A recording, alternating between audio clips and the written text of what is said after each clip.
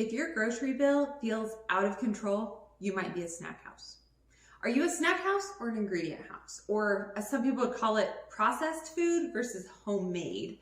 We're not going to get in the weeds on health per se, but I do believe if you work on becoming more of an ingredient house, you're going to save money on your grocery bill.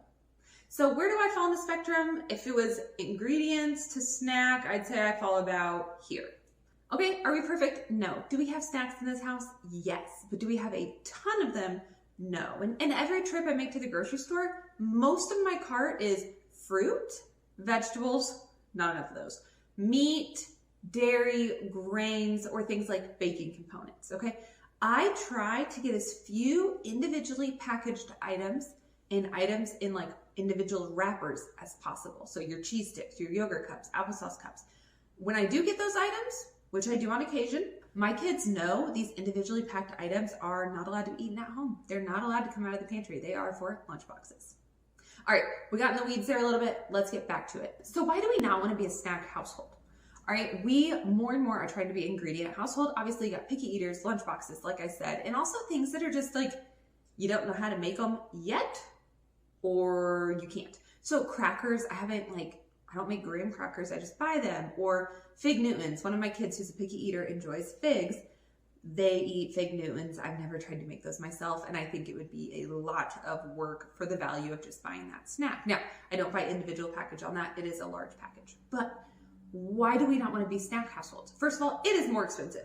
If you are buying all these little goldfish packets and this and that, even just the goldfish in bulk, your grocery bill is going to be outrageous. We need to buy food that nourishes and feeds our family.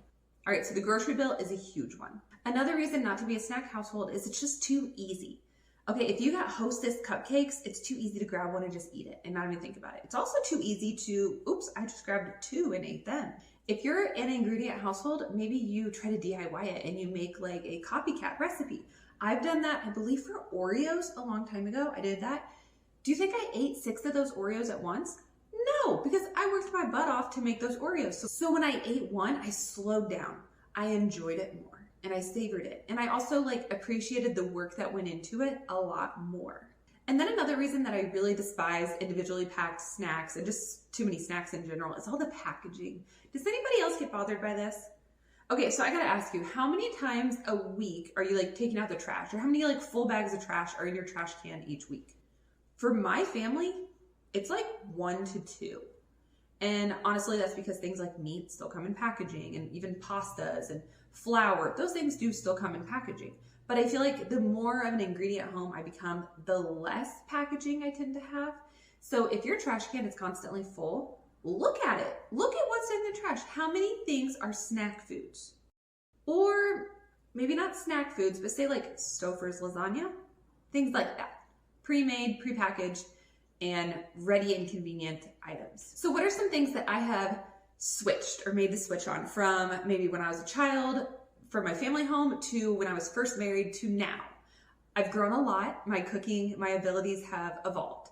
So Rice Krispies, used to buy them. My husband always bought them at Sam's Club and he got the big Rice Krispie treats. I don't ever buy those anymore. We make them homemade. Cookie dough. So I was raised and we bought cookie dough. We bought the tube of it, where we bought the was it Nestle, where it's blocks of it kind of. We always bought it. I was not raised making cookie dough from scratch.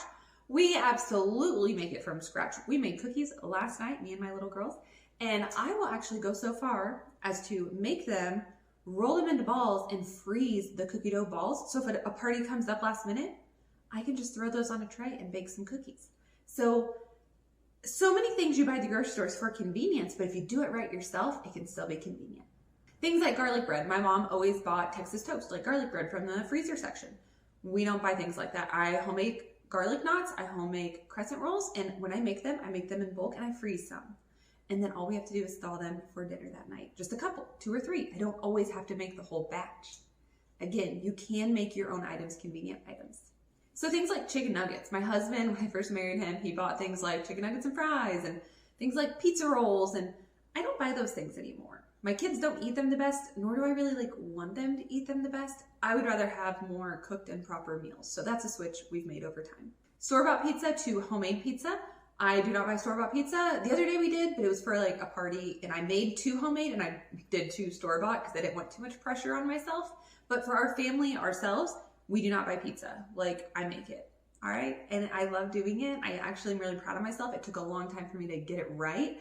I burned a couple where they got stuck to the pan. So parchment paper for me is key. And just learning, evolving. And now I look at store-bought pizza and I'm like, ooh, like I like my homemade so much better. Things like protein bars. I used to live off of like Cliff bars a lot during my early 20s and even my teen years. I went through them and I'd eat like 3 a day, sometimes even 4. And, you know, it clearly wasn't nourishing me. It clearly wasn't doing anything for me. Now, instead of buying things like Cliff bars, we make peanut butter balls. Are they still like the ultimate healthiest? No, I'm not saying everything on this is healthy. You know, I'm talking about Rice Krispies and cookie dough. But I'm saying we at least made it homemade. All right, that's the first step. Things like oatmeal. We used to buy the oatmeal packages. I just buy a bulk thing of oatmeal and my kids like it with brown sugar. I don't need the individual package to help me make the oatmeal. And that's an example of definitely decreasing our packaging as well as cost. And then things like pancakes. So we make homemade pancakes. It's not hard versus buying the like box mix. And then you still have to add milk or water or eggs, depending on if it's like brownies or pancakes or waffles. You still have to mix it in a bowl. You still have to get things dirty. It's just saving you like a couple of steps. Find a recipe, you can do it. So those are just a few quick things that I've changed over time. And one thing that I really want to say is like, the less snack food you buy, the more meals you make, and the more meals you make, the less snack food you need. It is a vicious cycle. The more snacking you do, then your kids don't eat dinner, and then they have to snack more because they're hungry. Quit feeding your kids snacks. All right, I've done videos on that in the past where I'm pretty anti-snacks. Like, my kids get them on occasion. I'm not saying never, but the amount of people that just snack every hour with their kids is ridiculous. Less snacking, more meals. So one of the keys is, if you want to be an ingredient home, you need some ingredients on hand. I think the first place to start is with baking. Now, a lot of times you are going to bake unhealthy things. So I'm not saying that's the end all be all, but for me, ingredient home starts with the baking. You know, your flour, powdered sugar, both like white and brown sugar. And again, I'm not saying I buy the best quality of any of this. I'm trying to learn to get better, but for now, it is what it is.